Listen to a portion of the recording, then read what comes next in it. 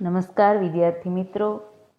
इकाई 4 कर्मयोगी लाल बहादुर शास्त्री हमने समझा। अभ्यास 4 प्रश्न आपने पक्की कापी में लिख लिए होंगे। आज स्वाध्याय लिखते हैं।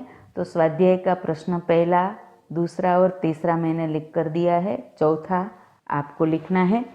प्रश्न पहला लिख लेना, दूसरा अनुच्छेद मानी जो आपको परिच्छेद दिया गया है, पहले परिच्छेद लिखना है, फिर जिन शब्दों के नीचे रेखा है उन शब्दों को लिखना है और इसके अर्थ मैंने लिखकर फोटो भेजे हैं, उसमें से देखकर अर्थ और अर्थ के शब्दकोश का क्रम मैंने उत्तर लिख कर दिया है, आपको देखकर लिखना है। प्रश्न तीसरा है, इसका उत्तर भी मैंने लिखा है।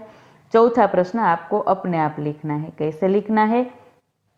तो एक कहानी है, कहानी शुरू की गई है, अब आपको इसका अंत मानी कहानी को आगे बढ़ाना है और पूरी कहानी लिखनी है। कैसे लिखोगे? तो मैं उदाहरण रूप कहानी बता देती हूँ, आप इससे अलग प्रकार से भी लिख सकते हो।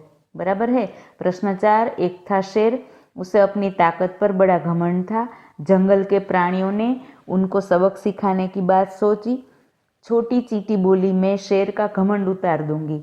एक शेर था, उसे बहुत घमंड था, बहुत अभिमानी था। अब जंगल के प्राणियों ने उसे सबक सिखाने की उसे बोध दिलाने की सोची और चींटी ने कहा कि मैं शेर का घमंड, उसका अभिमान उतार दूंगी। अब चींटी ने क्या किया? तो चींटी अपने बिल में गई और बहुत सारी चींटियों को बुला लाई। सभी चींटियाँ आई और शेर बैठा था वहाँ उसके शरीर पर चढ़ गई और शरीर पर चढ़कर उसके शरीर में अपने डंक मारने लगी। अब चींटियाँ डंक मार रही थी, शेर को बहुत पीड़ा हो रही थी। अपना पंजा मारता था किंतु कहीं भी चींटियों से कुछ छुटकारा नहीं मिल रहा था और चींटियाँ उसे काटने लगी। अंत में शेर हार गया, बोला कि चींटी तुम धन्य हो, तुमने मेरा घमंड उतार दिया। अब मैं किसी अन्य प्राणी को तकलीफ नहीं पहुंचाऊंगा, मैं घमंड नहीं करूंगा। तू कद में बहुत छोटी सी होने पर भी बहुत बड़ी है और किसी भी बड़ों को घमंड नहीं करना चाहिए, ऐसा बोध भी तुमने मुझे सिखा दिया।